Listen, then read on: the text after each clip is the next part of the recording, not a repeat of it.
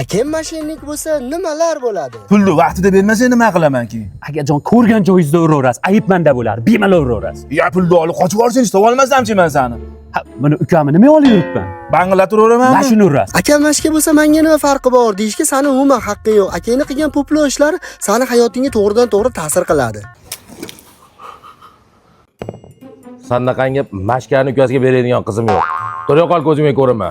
Keyingi safar akang bilan kelsa, mana shu piyala akangni boshida sinadi. Akangni shunaqa isqirtishlarini orqasidan senga birov qizini ham bermaydi. Eng yomon alam qiladigan joyi magazinga kirib o'zingni pulingga biror narsa sotib ham ola olmaysan. Aka, mohitda olib qoling.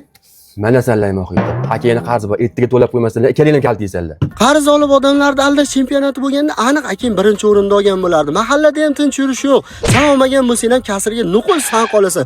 Tepyapsizmi? Akang qarz olib turganda ukamni qayta ko'rchiz uraverasiz degan. Hozir yotib tur, qaytishimda bosib ham o'tib ketaman birovlar. Akangni sani pochkaga qo'yishdan, joningdan to'yib ketganingdan bu shahardan bosh olib ketishga qaror qilasan. Chinoy Toshkentga emasmi? Bir kishi bilan yuramiz. Aka, ketdi Toshkentga. Ye, javob mashka ukasi.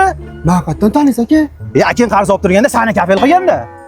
Mashkani ukasi bo'lib yashash ham oson emas. Qayerga borsang akangni qarzi bo'ladi. Hamma seni tanib uraveradi. Oxiri sen ham joningdan to'yib, Yo'q devordingmi meni? akang to'p chiqmasang hozir uramiz deyapti. Agar meni sotsang, men seni uraman ertalabgacha. Bor yo'q devor. Zo'r aka, akam shetda devordim. Sendan qattiq uraganga o'xshayaptilar. Bu videoni qarz olib qaytarmaydigan do'stlarga tashlab qo'yamiz. Pak.